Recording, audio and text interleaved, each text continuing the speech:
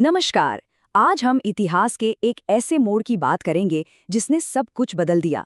ये कहानी है 1818 की राजपूताना संधियों की। एक ऐसा दौर जब बड़े बड़े शक्तिशाली राजपूत राज्यों ने अपनी आज़ादी, अपनी संप्रभुता बस कुछ कागजों पर दस्तखत करके सौंप दी। तो सबसे बड़ा सवाल तो यही उठता है ना?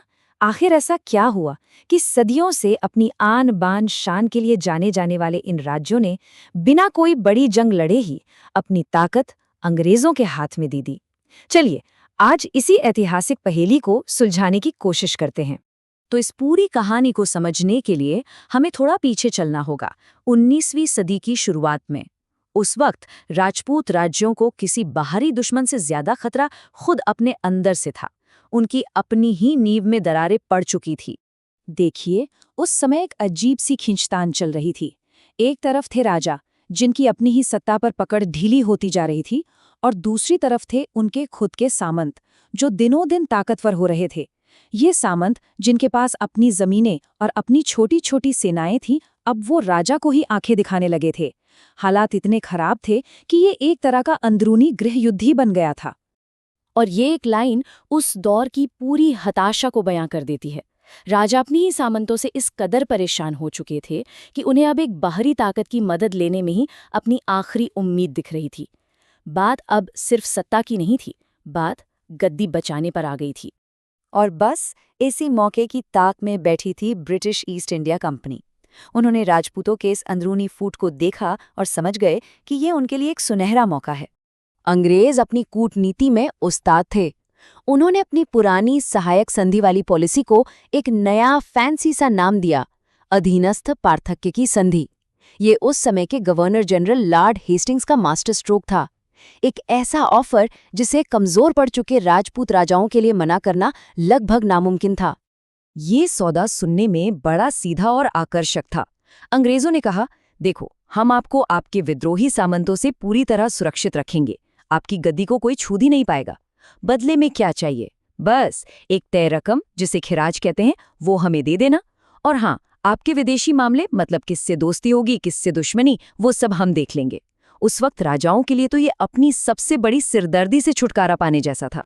इस पूरे प्लान के पीछे दो बड़े ब्रिटिश नाम थे। एक तो दिल्ली में बैठे गवर्नर जनरल लॉर्ड हेस्टिंग्स, और दूसरे थे जमीन पर इस काम को अंजाम देने वाले चार्ल्स मेटकॉफ। यही वो शख्स थे जिन्होंने एक एक करके सभी रियासतों से ये संधियां करवाईं। और फिर जो शुरू हुआ वो किसी डोमिनो इफेक्ट से कम नहीं था। एक के बाद एक राजपूत राज्य इन संधियों पर साइन करते चले गए। ऐसा लग रहा था मानो ताश के पत्ते एक एक करके गिर रहे हों। इसकी शुरुआत हुई नवंबर 1817 में करौड़ी से, और उसके बाद तो जैसे लाइनें लग गई। कोटा, जोधपुर, उदयपुर और जयपुर जैसी बड़ी बड़ी रियासतें भी कुछ ही महीनों में इस जाल में आ गईं। यह सिलसिला चलता रहा और 1823 में सिरोही वो आखिरी रियासत बनी जिसने इस संधि को कबूल किया। जरा सोचिए, सिर्फ 6 साल के अंदर पूरा का पूरा राजपूताना ब्रिटिश कंट्रोल में आ चुका था। और सबसे हैरान करने वाली बात ये थी कि ये सब बिना किसी बड़ी लड़ाई के हुआ था। अच्छा, तो इन संधियों ने सिर्फ कागजों पर हालात नहीं बदले, बल्कि इन्होंने राजपूताना का पूरा राजनैतिक और फौजी ढांचा ही बदल कर रख दिया। अपने इस नए कंट्रोल को और पक्का करने के लिए अंग्रेजों ने 1832 में अजमेर में राजपूताना रेजिडेंसी बना दी। ये कोई मामूली बिल्डिंग नहीं थी, ये पूरे राजपूताना पर ब्रिटिश हुकूमत का एक पावरफुल सिंबल थी। अब असली पावर राजा के दरबार से निकलकर agent to the governor general, यानी एजीजी के ऑफिस में पहुंच गई। पहले एजीजी बने मिस्टर लॉकेट, और अब सारे राजा एक तरह से एक ब्रिटिश अफसर को रिपोर्ट करने लगे थे। और ये कंट्रोल सिर्फ राजनैतिक नहीं था, ये मिलिट्री भी था। अंग्रेजों ने बड़ी चालाकी से पुरानी सामंती सेनाओं को खत्म किया और उनकी जगह अपनी वफादार बटालियनें खड़ी कर दी, जैसे कि शेखावाटी ब्रिगेड, जोधपुर लीजन और मेवाड़ भील कौर। मतलब अब राजपूताना की तलवार भी अंग्रेजों के ही हाथ में थी। तो इस पूरे उथल-पुथल का नतीजा क्या निकला? पावर का सारा खेल ही बदल गया। राजा वो बस नाम के शासक रह गए।